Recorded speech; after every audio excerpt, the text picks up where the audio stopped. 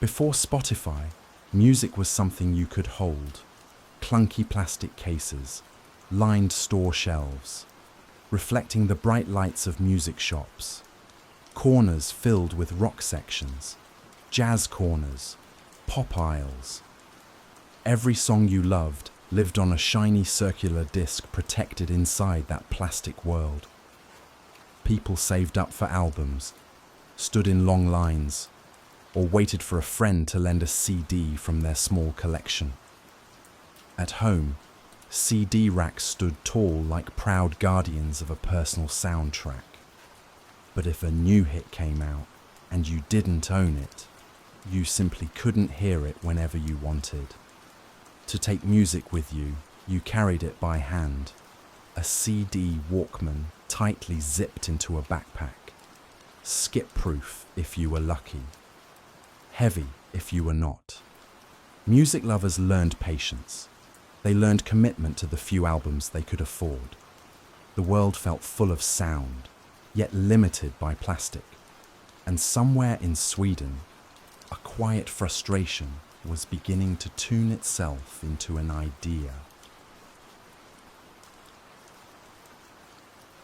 A single CD held maybe 12 songs, but the price was often too high. Music, for many people, was something you rationed. Most people owned just a handful of albums. The same tracks played on repeat until every lyric was memorized. Not because they loved all the songs, but because that's what they had. There was no instant discovery, no diving deep into a genre, no exploring underground artists from another corner of the world. Music was local, music was limited. If you heard a song you adored on the radio, you would wait and wait, hoping the DJ might play it again. Listening to music was exciting, but also restrictive. It was still missing something essential: freedom. Then came the internet. Suddenly, information could move. Emails, messages, photos. Everything began traveling faster than people could imagine, but not music. Audio files were too big. Connections were too slow. Downloads often failed halfway, and legal boundaries were unclear. Record labels locked their catalogues behind strict contracts and high prices. Meanwhile, listeners just wanted to enjoy music without barriers. A giant opportunity hid inside this frustration, but solving it meant navigating technology, law, and an entire industry built on selling plastic. Most companies turned away. Too risky, too expensive, too complicated. The world needed someone who didn't see walls, only doors waiting to be opened. Enter Daniel Ek, a quiet, brilliant coder from Stockholm. He loved music. He loved building things. He loved solving puzzles others ignored. Before most people finished high school, Daniel had already built websites for businesses and made enough money to support his family. He listened to music while he coded, tracking rhythms as his fingers tapped keys in their own tempo. And like everyone at the time, he felt the friction between listeners and the artists they admired. One day he thought, what if music wasn't trapped in objects anymore? What if it could flow freely, like water? The question felt too big, too dreamy, too impossible. But Daniel had never been intimidated by impossible. Daniel imagined a world where music didn't have to be owned. It could simply be accessed, instantly, legally, with respect for artists. No plastic, no waiting, no fear of losing files if a computer broke. Music everywhere, music anytime, music for everyone. He believed listening should feel effortless. You open your device, choose a song. and it just plays. No downloads, no delays, no struggles. Just magic powered by technology. His idea wasn't about disrupting. It was about liberating both music and the people who love it. But Daniel knew he couldn't build this alone. He needed a partner who understood business as deeply as he understood code. Daniel joined forces with Martin Lorentzon, an entrepreneur with a keen sense for market opportunity. Together, they started small. A rented apartment in Stockholm, with a dusty basement below it. That basement became their headquarters, not glamorous, not flashy, but filled with energy and direction. They worked side by side, designing a system that could stream music instantly, searching for engineers who believed in the dream, sharing long nights of quiet determination. Deep underground, a future giant was learning to walk. They named it Spotify, a tiny spark hidden beneath Swedish streets, ready to light up the whole world. As Spotify began to take shape in that quiet Swedish basement, the outside world was facing a different kind of noise. Music had become too easy to copy. A single file could travel from one computer to millions. Almost instantly, people who loved music wanted access, not ownership. But the industry felt threatened. Piracy was spreading faster than record labels could respond. And for artists, for producers, for the entire ecosystem, it felt like music was slipping out of control. Daniel and Martin knew this problem wasn't going away. Instead of fighting technology, they wanted to work with it. If piracy showed anything, it was that listeners craved access. Spotify wanted to offer the same freedom, but in a way that valued everyone involved. Napster, the first giant of music sharing, had already shaken the world. Millions of songs shared freely across the internet. A revolution powered by college dorm rooms and home computers. But the freedom came with consequences. Lawsuits, shutdowns, a clash between what people wanted and what the industry was willing to allow. Napster taught the world that music could move instantly. But it didn't build a future where artists were protected. Daniel studied Napster closely. He admired the technology, the creativity, the boldness. But he also saw what went wrong. Spotify needed to be different. It could not steal music. It had to partner with it.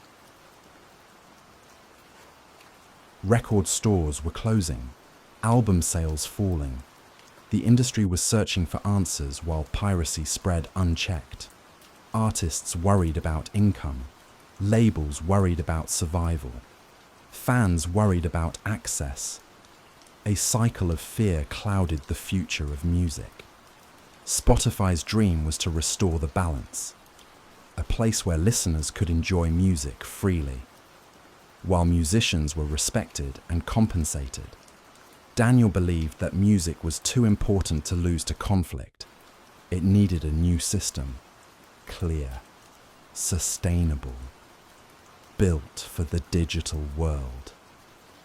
Spotify wasn't just solving a problem. It was trying to save an art form that humans rely on every day. Imagine clicking on any song, and it plays instantly. No waiting for a download bar, no deleting files to make space, no fear of computer crashes erasing your library. Just press play. That feeling was the heart of Spotify's dream. To make music as fluid as thought, but to make instant access possible. Spotify needed something the world had not yet mastered. Streaming that felt invisible. No interruptions, no delays. The kind of technology where the listener forgets the technology exists. Most companies thought it was impossible. Spotify thought it was necessary. Daniel and Martin knew their idea was strong, but convincing the industry was another story. In meeting after meeting, labels expressed doubt. Streaming felt risky, unproven, strange. They worried about revenue. They worried about control. They worried about trust. But the founders continued calmly, explaining that Spotify didn't want to replace music sales. It wanted to restore them. They showed demos, data, visions of a future where music flourished again. Some executives listened, some walked away. Every no made the next yes more valuable. Daniel understood that patience is a form of confidence. Doubts continued, rejections piled up, but Daniel and Martin kept going. They adjusted arguments, improved the platform, explained again and again and again, until one day, someone finally said, yes, then another and another. Slowly, labels began to see what Spotify saw. A world where people could listen more, share more, value music more, not less. The approvals gave Spotify a heartbeat. Now, they could build for launch. The doors to the future were opening. The early app felt simple, a clean search bar, a list of artists, and a quiet promise. Press play, and it will start instantly. The technology behind it was anything but simple. Spotify built complex systems that predicted what song you might listen to next, and preloaded music a few seconds ahead, so that silence never interrupted the experience. Music flowed as if it were stored inside the device, even though it was streaming from a server far away. Listeners didn't notice the invisible work happening. They just heard the song. No delays, no frustration. The future of music was unfolding quietly, one smooth moment after another. October 7th, 2008, Spotify finally opened its doors to the public. Not everywhere, not all at once, just a gradual release at first. Invites needed, excitement growing. Early adopters were amazed. For the first time, you could type almost any song into a search bar, click it, and hear it right away. A dream becoming ordinary, which is the ultimate sign of success. Spotify wasn't loud or boastful. It simply existed, and that was more than enough to change everything. As the library grew, Spotify realized that choice can be overwhelming. Millions of songs, but only 2 ears. Listeners needed a guide, so playlists became maps. Some were human-made, curated with love. Others built by algorithms that learned from what people enjoyed. Mood playlists, workout playlists, sleep playlists, soundtracks for every moment of life.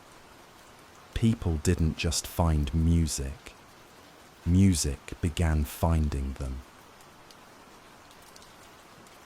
Spotify knew that listening was emotional, so they built a system that paid attention to feelings, tempo, genre, lyrics, but also time of day of week, seasons, patterns, not to invade privacy, but to understand listeners.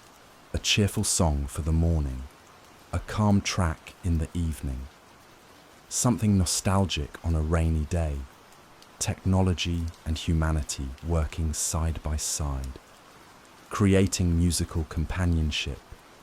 The more people listened, the more Spotify learned, the better it became.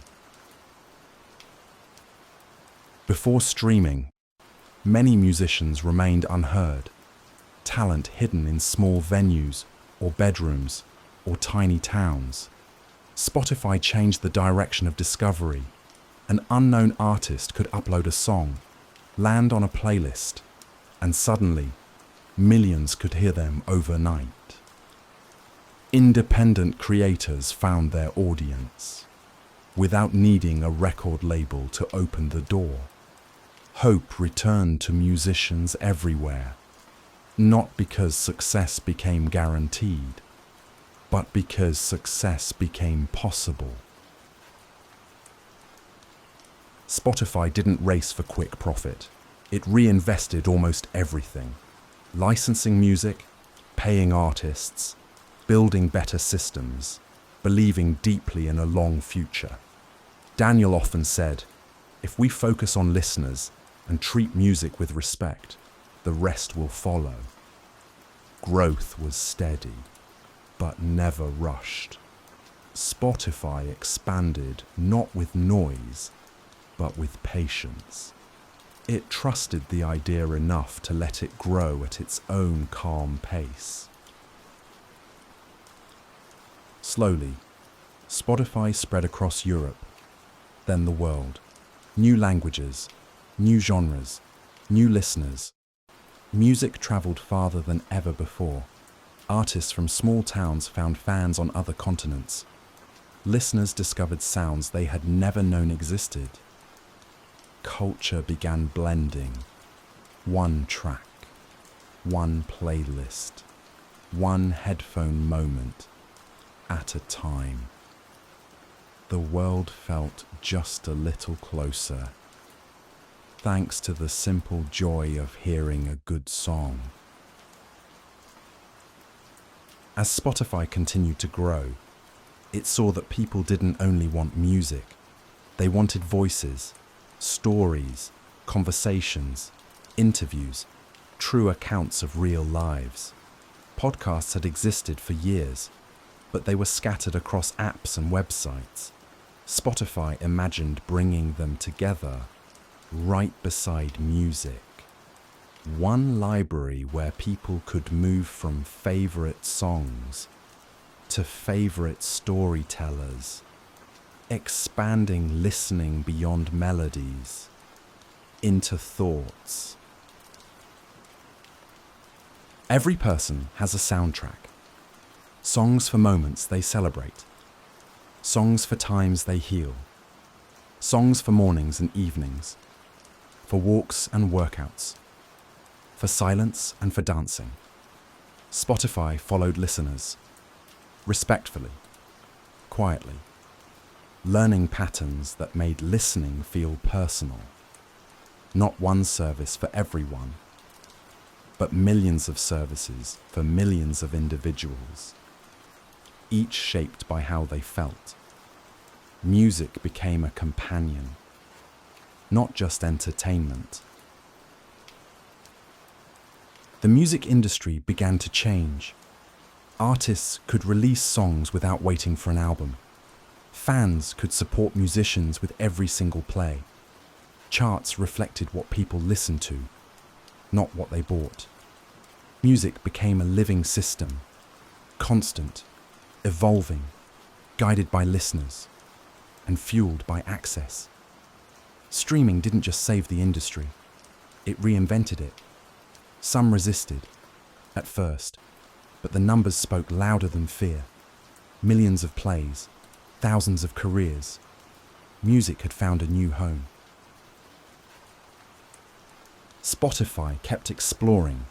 Audiobooks, live sessions, exclusive releases, not trying to replace other formats, but to offer a place where audio felt limitless, a world where anyone, any age, any language, any taste, could find something new simply by pressing play.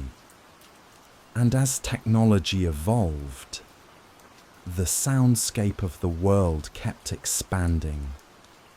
The platform grew not from ambition, but from curiosity. Today, Spotify reaches nearly every corner of the planet. Cities alive with earbuds, small rooms filled with songs, road trips guided by playlist skies, across borders, across cultures.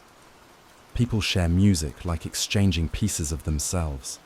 Streaming becomes a universal comfort, a background to everyday life, a soundtrack to humanity.